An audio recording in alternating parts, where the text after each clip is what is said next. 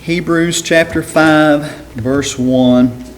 While you're turning there, last time we saw Jesus as our great high priest, proving why Jesus is greater than any other high priest who has ever lived. When Jesus finished his work that he was sent to do, he passed into or through the heavens, into the third heaven, into the presence of God the Father, where he can continually be. All of the other high priests were only allowed access to God's presence once a year, and just on that one day, the Day of Atonement, and then they had to distance themselves again. They had to come back out or die. That was their options there. And so, but Christ is the perfect mediator between God and man, because as Jesus, he is human. As the Son of God, he's divine there. He is both God and man at the same time. He provided the way for us to come boldly to God's throne, to obtain mercy, to find grace, to help in time of need. The next part of these verses here focuses on the qualifications of the priesthood and then how Jesus meets those qualifications. There in Hebrews chapter 5, verse 1, we'll read down through verse 9 this evening. Hebrews 5:1, for every high priest taken from among men is ordained for men in things pertaining to God, that he may offer both gifts and sacrifices for sins, who can have compassion on the ignorant and on them that are out of the way, for that he himself also is compassed with infirmity. And by reason hereof he ought, as for the people, so also for himself, to offer for sins. And no man taketh this honor unto himself, but he that is called of God, as was Aaron. So also Christ glorified not himself to be made an high priest, but he that said unto him, Thou art my son, today have I begotten thee. As he saith also in another place, Thou art a priest forever after the order of Melchizedek, who in the days of his flesh, when he had offered up prayers and supplications with strong crying and tears unto him that was able to save him from death, and was heard in that he feared. Though he were a son, yet learned he obedience by the things which he suffered, and being made perfect, he became the author of eternal salvation unto all them that obey him. Now, we've just introduced Jesus as our great high priest, as the only mediator necessary between God and man now. And so, after that, chapters 5 through 10 are going to further prove that. God hasn't abandoned the idea of the priesthood that was pictured under the old covenant. He has perfected it. Jesus has become the great high priest there, and it's an eternal and perfect high priest. The whole priesthood the earthly priesthood came to a screeching halt after the destruction of the temple and Jerusalem in 70 A.D. It should have ended 40 years before that, when Jesus died and was resurrected. That's when he became our great high priest. The veil between the temple there, the holy place and the most holy place, was rent in two. It gave access to God. We no longer need the priesthood. But that was a little bit of shock for the Hebrew people, for the Jewish people. So it's important for them to know why it changed, why that happened. And so just a little side note, the Pope today still uses this Latin title, Pontifex Maximus. Pontifex Maximus literally means the highest bridge builder or the greatest high priest. He is not the greatest high priest. Who is the greatest high priest? Jesus, and the only high priest. The only. That's blasphemy to say that, but they still use that title. There's no human priesthood anymore. Nobody goes through a priest to access God. Those of us who are saved, we're our own priests. That's what we're described as. We have direct access to God through Jesus Christ. 1 Peter 2 verse 9. But ye are a chosen generation, a royal priesthood, and holy nation, a peculiar people, that ye should shew forth the praises of him who hath called you out of darkness into his marvelous light. And so we're the only regular priests now. We go directly to our great high priest, which is Jesus in heaven. No man is an intercessor between God and man anymore. That's ended. Even before the priesthood, though, was established in the Old Testament, who offered the sacrifices for the family? It was narrowed down later on and became a tribe, but who offered the sacrifices before the priesthood actually started? Before God's people got the law, before that Levitical priesthood and Aaron and all those things were established, who offered that for the families? Who is it? The man. Yeah, the father or the husband, the man. Right? He was the patriarch there, the paternal leader of the family. He held those responsibilities. Now, we can see how it's much better now through Christ. The Jews can understand that also. They just needed to understand how it was possible. Not that it was better, that it was possible. And so these next few verses begin with the qualifications of a priest, because according to the Jews, Jesus would not be qualified to be a priest. Now, why did the Jews think Jesus was not qualified to be a priest? Well, to begin with, which tribe was Jesus born of? He's the Lion of the tribe of Judah. Judah, that's the tribe of the king. That's David's tribe. That's Christ's tribe. That's the tribe he was born of. Who were the priests born from? Which tribe were they from? Levitical priesthood. So that's Levi. That's Levi's, that tribe there. And so they say, no, he's not a Levite. He can't be a priest. And so another reason why they believed Jesus was not qualified for the priesthood, priestly families were trained from their youth up. If you were born a Levite, born into a priestly family, then you were trained from a young man and trained as a boy and raised that way, and then later on would assume those responsibilities. How was Jesus trained from his youth?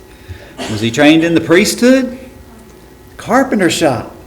Carpenter shop. That's how he was trained, right? And so, because that's what his earthly father, Joseph, did. So they assumed he's not qualified based on those requirements. Those aren't the requirements of God for the priesthood, because the priesthood existed before the Levitical priesthood. And that's what we're seeing here in Hebrews chapter 5.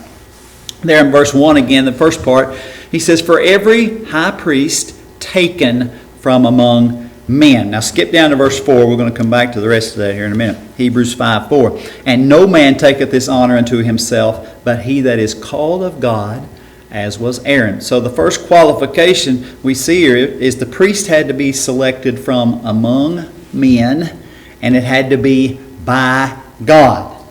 That's the requirement there. They had to be human, and they had to be chosen by God. Back in Exodus chapter 28, you see the first establishment of Aaron as the high priest. He is not the first priest.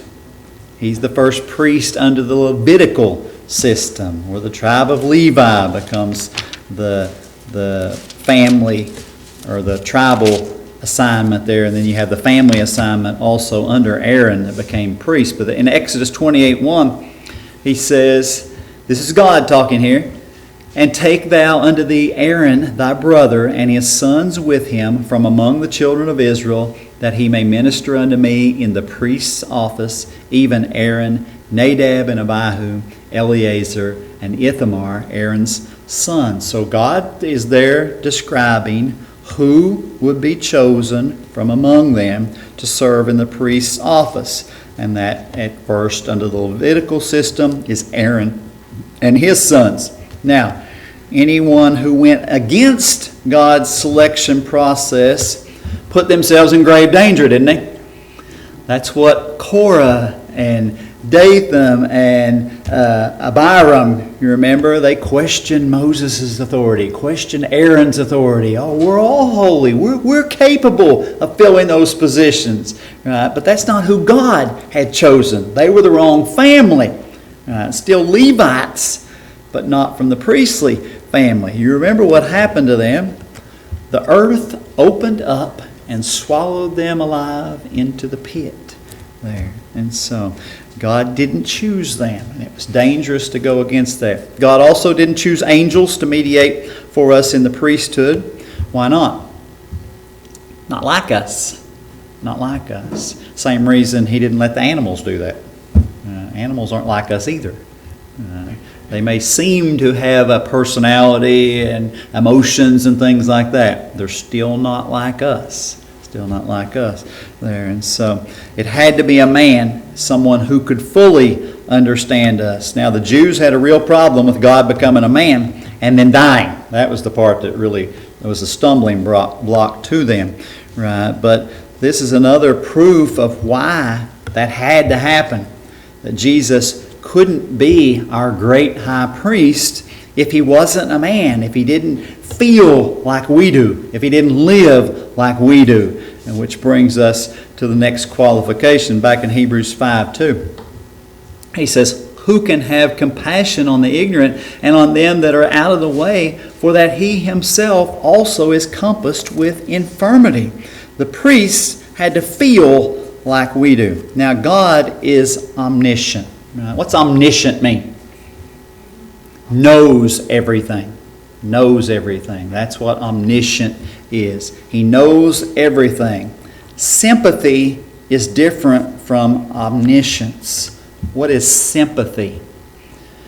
You feel something. Omniscience isn't the same as being able to feel something. Knowing something is not the same as feeling it. We understand that. Someone may say, if you're going through a tragedy or some kind of infirmity or something, you say, I know how you feel. Right. That's only true if what?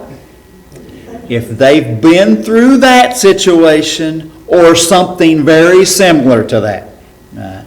Otherwise, you can imagine what they're feeling, but you can't know what they're feeling there. And that's the difference there. The word compassion here literally means to bear gently with, to be moderate in passion. And the idea is they can feel it also. It's describing someone who can feel the extreme of emotions, but who's living in the middle, in moderation or in temperance. That's the idea. This is, you see in that verse there, compassion on the ignorant. It's not stupid. That's not what that word means, ignorant. It's bearing gently, or gentle forbearance for those who sin through ignorance. Now that type of ignorance can mean they didn't understand, didn't know that something was a sin. That's one form of ignorance. The other is when maybe we ignore something and end up in sin, where Satan is deceiving us. We're not seeing that completely. We're ignorant of his devices, and we've been schemed, we've been fooled, we've been deceived. Those are both forms of ignorance there. Back in Numbers chapter 15 and verse 27, you see the sin of ignorance described. And the sacrifice for the sin of ignorance. And it's describing those type of sins. Either a person didn't know it was sin, or they knew it and they stumbled. They fell into it. They were deceived. There in Numbers 15, 27 and 28, he says, And if any soul sin through ignorance, then he shall bring a she-goat of the first year for a sin offering. And the priest shall make an atonement for the soul that sinneth ignorantly, when he sinneth by ignorance, before the Lord to make an atonement for him, and it shall be forgiven him. Now this is the priest interceding for those who sinned ignorantly, maybe because they didn't realize something was a sin, and afterward they did. Or they ignored some of the information and were deceived, and then remembered it later that was a sin there and that they had committed. And so, but it's an example of something like that. It would be like an act of passion. You get mad and say something ugly. You know that's not right. But in that moment, in that passion, in those emotions, the ignorance steps in. Right? You're not thinking clearly. That's the idea. That's those type of sins there. And so they act instinctively. What's the problem with us acting instinctively? What do we do by instinct as sinners? Sin. That's what we do instinctively when we're not thinking there. And so that's this idea there. It's bad when we do that. But the priests there we see must be chosen from among men by God. They have to feel like we do. And then this in Hebrews 5:1, backing up there again to that verse. For every high priest taken from among men is ordained for men in things pertaining to God, that he may offer both gifts and sacrifices for sins. And if you skip down to verse 3, Hebrews 5:3, and by reason hereof he ought, as for the people, so also for himself, to offer for sins. And so here's another qualification for the priest. Had to be chosen from among men by God, had to feel the things that we feel by becoming human, living like we do. Here's the third one there. Priest had to deal with sacrifices for men. Now, the priest deals with things that bring men to God. That's the sacrifices for sins. And also, you see that word there used, gifts. Gifts are for praise, thanksgiving to God. And we see those repeated in this same letter. If you look over in Hebrews chapter 8, verse 3, a few chapters over, Hebrews 8:3, you see these same gifts, same sacrifices mentioned. Hebrews 8:3, for every high priest is ordained to offer gifts and sacrifices, whereof it is of necessity that this man have somewhat also to offer. One chapter over, Hebrews 9:9, you see it again. Hebrews 9:9, which was a figure for the time then present, in which were offered both gifts and sacrifices that could not make him that did the service perfect as pertaining to the conscience. Now, in the Old Testament economy, the priest dealt with what was called a meat offering. That's always been a little confusing to me when I was younger, certainly, because the meat offering has no meat. It's meal, is what we would call it. It's fine flour. It's oil. It's frankincense. There's no meat involved in it. It's a bloodless offering. Can a bloodless offering be a sin offering? No. Without the shedding of blood, there's what? No remission of sin. That can't be a sin offering. The meat offering or the meal offering there. So it's only about thanksgiving. Now look back in Leviticus chapter 2. We'll see a few verses about this offering. These are the gifts that he's talking about here in Hebrews. Not the sacrifices for sin. These are gift offerings, praise offerings, thanksgiving offerings. Leviticus 2 verse 1, we'll read a few verses down through Leviticus here, skipping around a little bit, but just so we kind of get the idea. He says in Leviticus 2:1, and when any will offer a meat offering unto the Lord, his offering shall be of fine flour, and he shall pour oil upon it and put frankincense thereon. And so those are the main ingredients, fine flour, oil, right? What's frankincense? It smells good. Right? It smells good, perfume. Right? So that's the ingredients there. Verse 2 there of Leviticus 2. And he shall bring it to Aaron's sons, the priests, and he shall take thereof his handful of the flour thereof and of the oil thereof, with all the frankincense therein, and the priest shall burn the memorial of it upon the altar, to be an offering made by fire of a sweet savor unto the Lord. So the priest takes a handful of it, a small portion of it, right? The rest they kept. The rest they kept, just a small portion of it, a token of it, is burned there. A person could also bring, if they didn't want to bring the flour, they could bake those ingredients into a cake or they could fry them in a pan and make a cake. Same idea, same ingredients. There, they could bring those, same process, and they would take a portion of it and burn it. But there were some restrictions. Now look down at verse 11 of Leviticus 2. Leviticus 2:11, no meat offering which ye shall bring unto the Lord shall be made with leaven, for ye shall burn no leaven, nor any honey in any offering of the Lord made by fire. Now we know what leaven represents. What's that? Yeah, it's yeast, but what's it represent? Sin, yeah, sin. What's the honey? Because honey's an interesting thing. They have found honey preserved in sealed jars, right, from Bible times.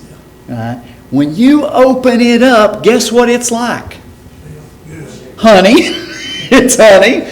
As long as it's not exposed to the air, it's the closest thing we know on the planet to being eternal, because it will still be good hundreds, thousands of years later, as long as it's sealed. As long as it's sealed up. Right? If it's not sealed, right, it ferments actually.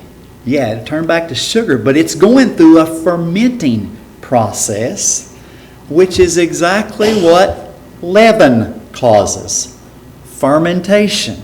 Right? And so you see why you can't have leaven or honey, because the honey would be open.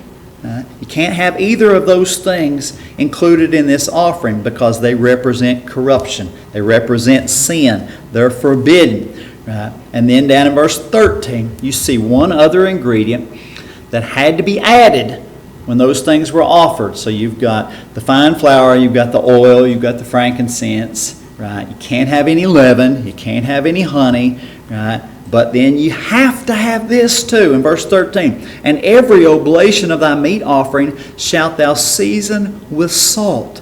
Neither shalt thou suffer the salt of the covenant of thy God to be lacking from thy meat offering. With all thine offerings thou shalt offer salt. All of them had to have salt. Right? What is salt for? It's a preservative. It's a preservative. I've heard my grandmother talk about her mom salt curing a ham, mailing it in the mail to somebody. I don't know where, I can't remember where she sent it to, but it was a long way off. Right? And they salt cured that thing and just put it in the mail. No refrigeration, no dry ice, no nothing. Right? It's a preservative. That's the picture there. And so it's a picture of that offering in total. There is a picture of the complete dedication of one's life to God in thanksgiving that wasn't spoiled by sin, which the leaven does, and it will be preserved forever, which is what salt does. It preserves. There. That's the picture of that offering, that meat offering, that meal offering, that Thanksgiving offering. It's a gift offering. So you see back in Hebrews 5:3, he says, that's the gift offering, but the priest also, he says, Hebrews 5:3, and by reason hereof he ought, as for the people, so also for himself, to offer for sins. So the priest had to offer sacrifices, the sin offering, for his own sins also, which means he's not perfect. He's not perfect. When he sacrificed for the people, he had to include himself. Right? What about Jesus? Did he have to include himself in the sin offering? No. No. He was the offering. He was the offering. There was no sacrifice for himself. He earned the right to be in heaven by living a perfect, sinless life. What disqualifies us from going to heaven is sin, and he had none. So he qualified himself. But sin separates man from God, and that's either by relationship for a person who's unsaved or fellowship when we're already saved there. And the sacrifice is the remedy for that. Now note this.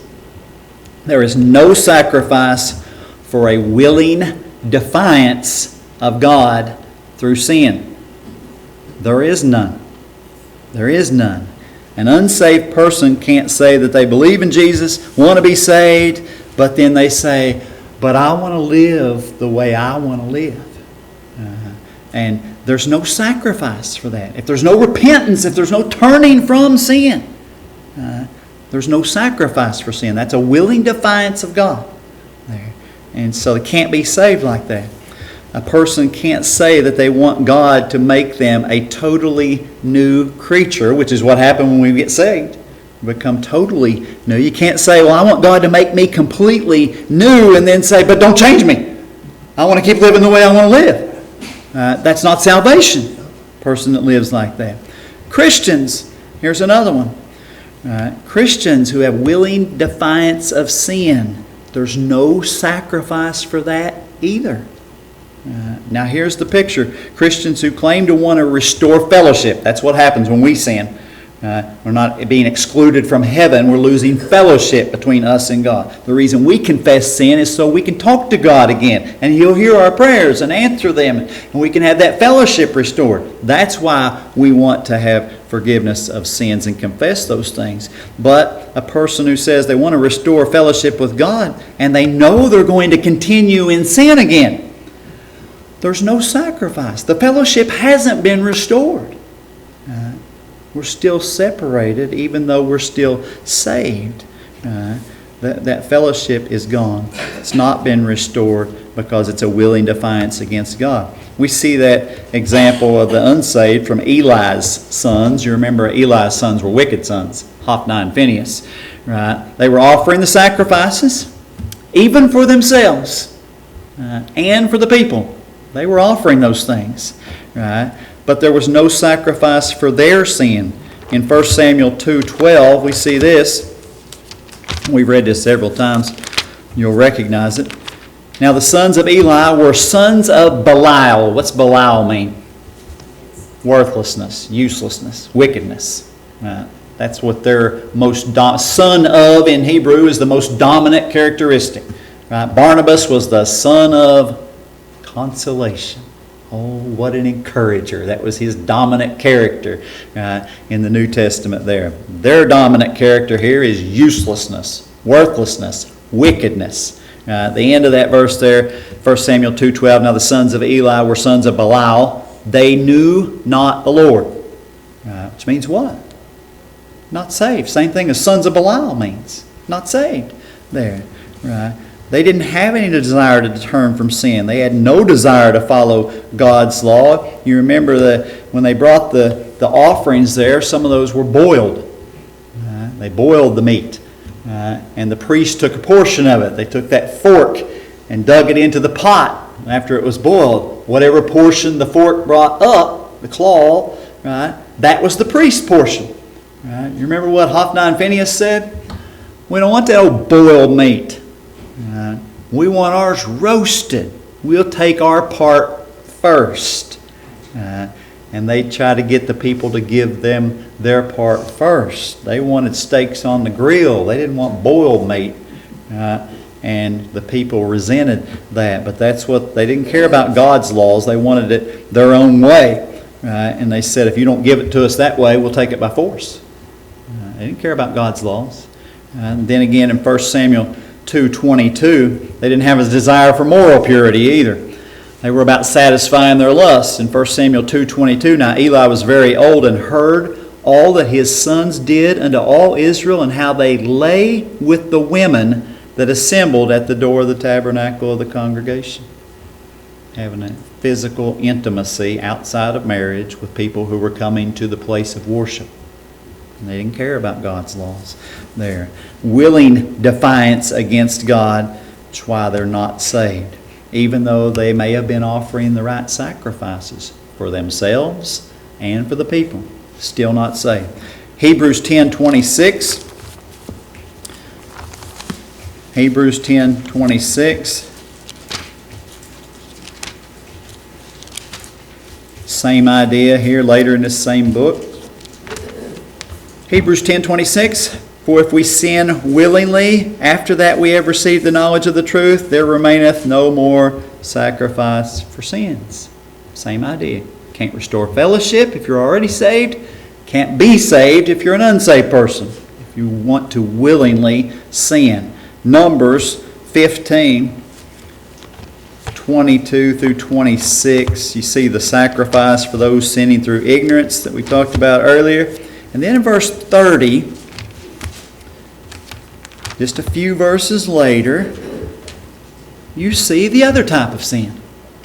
The willing defiance against God that we just saw does not restore fellowship, does not accomplish salvation. It's a willing defiance. Numbers 15:30, but the soul that doeth aught presumptuously, whether he be born in the land, that means whether he's a Jew, or a stranger, a Gentile, the same reproacheth the Lord, and that soul shall be cut off from among his people, because he hath despised the word of the Lord, and hath broken his commandment. That soul shall utterly be cut off, his iniquity shall be upon him. What's he saying about the sin?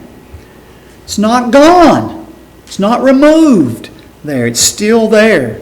When a person's just going through the motions, there's no true sorrow for sin. It's still there. And so we saw those three qualifications back in Hebrews 5 again, verse 5.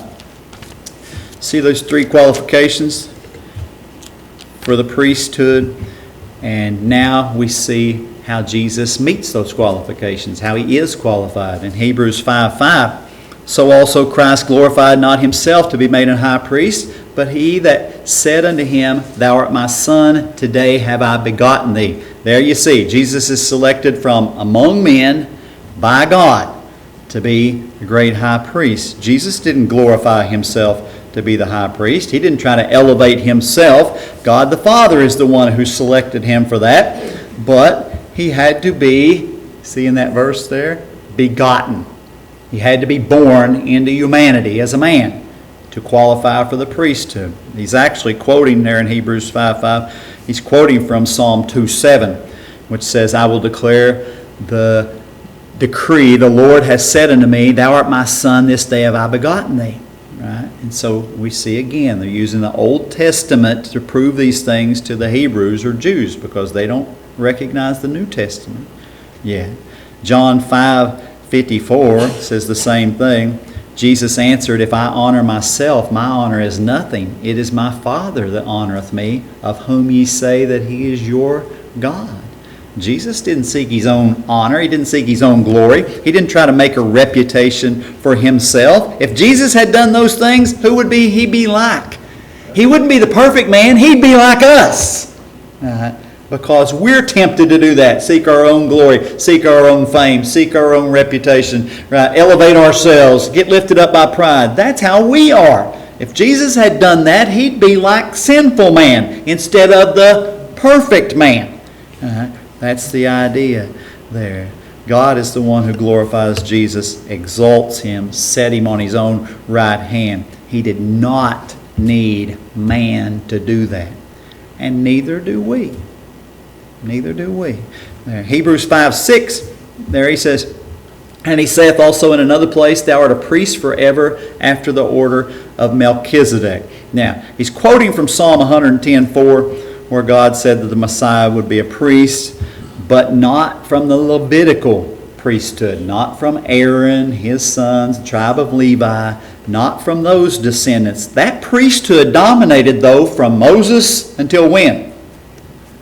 Until when Christ came. So that priesthood has been around a long time by the time this letter is written. Right? And so he's not talking about that priesthood. He's talking about one after the order of Melchizedek. Now, is that talking about the paternal priesthood, where the husband or the father or the male leader of the family? Is it talking about that when they offered the sacrifices? That was like Adam and Eve, right? You remember, they were responsible. The father, the paternal leader, was responsible. Is that what he's talking about here? Well, it can't be that, because Jesus wasn't married and he didn't have any begotten children. didn't have a wife, so he didn't have any children there. He wasn't a father on the earth. So he's describing a special order of priesthood after the order of Melchizedek. Now, the priesthood of Melchizedek was before Aaron, before the Levitical priesthood was given in the Mosaic Law. Who is Melchizedek? Well, we're going to see a lot about him in chapter 7. That's coming. But here's a brief overview about Melchizedek. That guy is a type of Christ for certain there. And we can see him all the way back in Genesis 14:18. If you look back in Genesis 14:18, Psalm 110 is describing the same thing there as a priest and a king. But Genesis 14:18 gives us those clear details too. He says, "And Melchizedek, king of Salem, brought forth bread and wine, and he was the priest of the Most High God." So Melchizedek is a king priest. Both king and priest there. He's the king of Salem. What's Salem another name for? Yes, peace is what it means. What's it another name for the place? How about Jerusalem? Jerusalem. That's where that comes from, right? And so it is also the king of peace, right? Was Aaron the first priest under the Levitical priesthood? Was he ever a king? No, he wasn't even the prince. He wasn't even the political leader of the nation of Israel. That was Moses. He was never a king there. So a king priest will be higher than Aaron, right? Who was just a high priest. So Melchizedek is higher. There is no historical account of when Melchizedek was born. No record of who his parents were that brought him into existence. Nothing like that. Only the records where he interacts with others and in those positions there. So, by the world standard, there's no way to prove who his parents were, who brought him into existence, or when that happened. He's a type of Christ. Now, why? Well, Jesus didn't have earthly parents that brought him into existence, did they? He had a mother that brought him into humanity, but he existed before he came to the earth. He's eternal like God the Father, God the Holy Spirit. So he didn't have parents that brought him into existence either there. Also, there's no proof of when he was even born into humanity. It's likely September, somewhere around 6 BC to 4 BC. When do we celebrate Jesus' birth? December 25th, what year? 0 AD. Anno Domini, the year of our Lord. We celebrate December 25th, 0 AD. We know that's not accurate. It was somewhere between 6 and 4 BC and sometime in the September in that area when shepherds actually were in the fields with their sheep. That's when he was born. That didn't happen in December. It got too cold then. And so we know it was earlier than that. So the Jews knew that Melchizedek was pretty special because Abraham gave tithes to him back in Genesis 14:20. So here in Hebrews 5:6 he says, "As he saith also in another place, thou art a priest forever after the order of Melchizedek." Now Jesus' priesthood continues forever. What about Melchizedek's or Aaron's or anybody else's priesthood? They ended at death. Hebrews 5:7. Who in the days of his flesh, when he had offered up prayers and supplications with strong crying and tears unto him, that was able to save him from death, and was heard in that he feared. Now here's the second qualification. Was Jesus sympathetic to man? Did he feel like we feel? Oh, of course. Multiple times you see Jesus weep.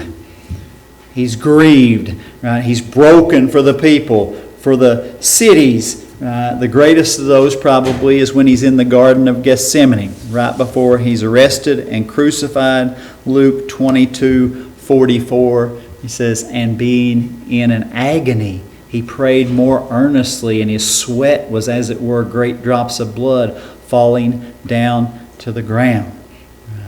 And so that last part of verse 7 there of our text, unto him that was able to save him from death. That word from is the word ek, which can mean from, but it also means out from or out of. Out of. Jesus wasn't praying to be saved from death. He's praying to be saved out of or through death. That's what he's praying. Luke 23 verse 46. And when Jesus had cried with a loud voice, he said, Father, into thy hands I commend my spirit.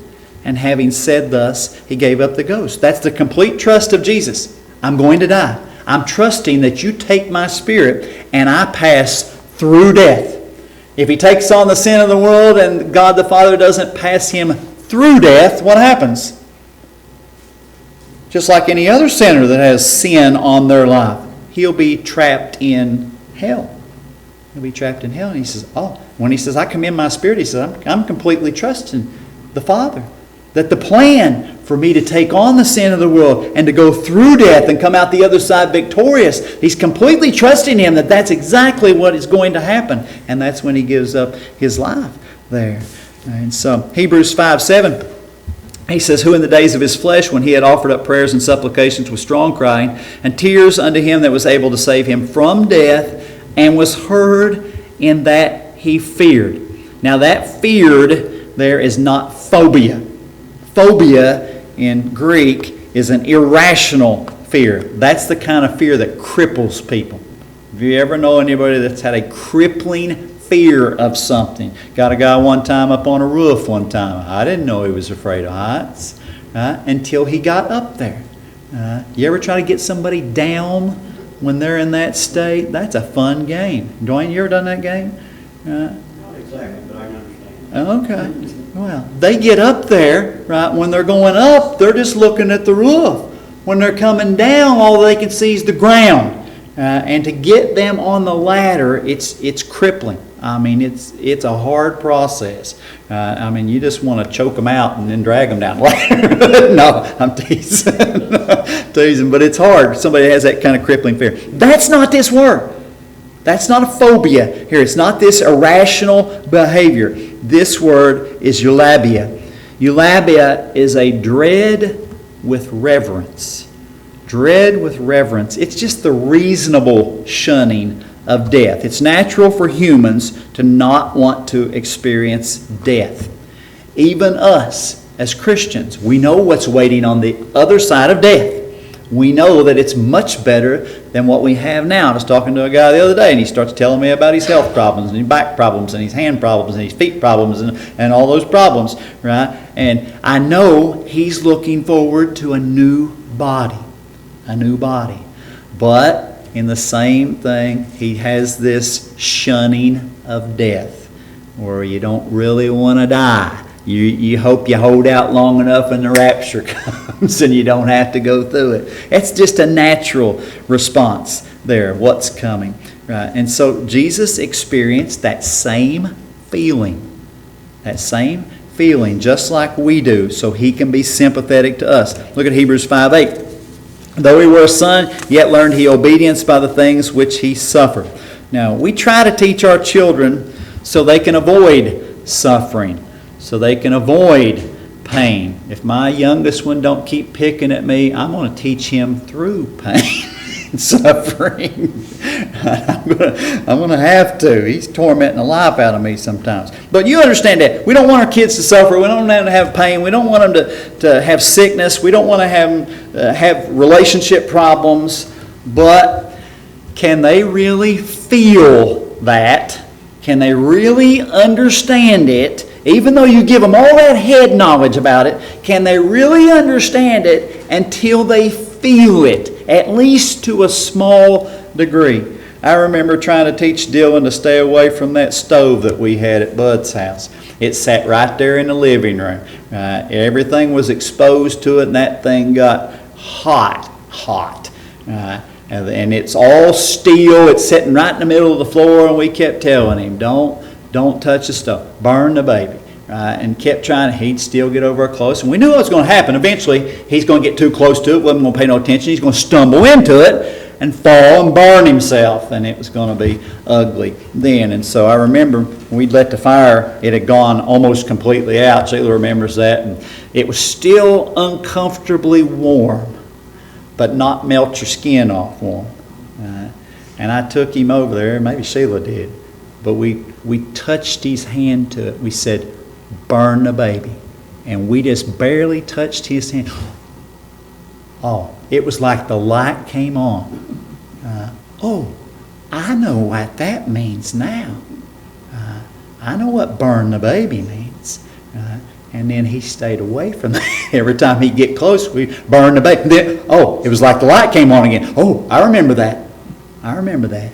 You know, it's hard to teach our kids about those things until they experience it in some way, until they can feel that for themselves. Same thing about relationships. We warn them about dangerous friends, right? Dangerous people that they're involved in, boyfriend or girlfriend or whoever that is, and you can give them warnings and you can do those things and you need to stay away from them. And until they experience something like that, somebody either themselves or somebody they're really close to gets hurt or goes through a bad relationship, it's hard to explain it to them until they can feel that.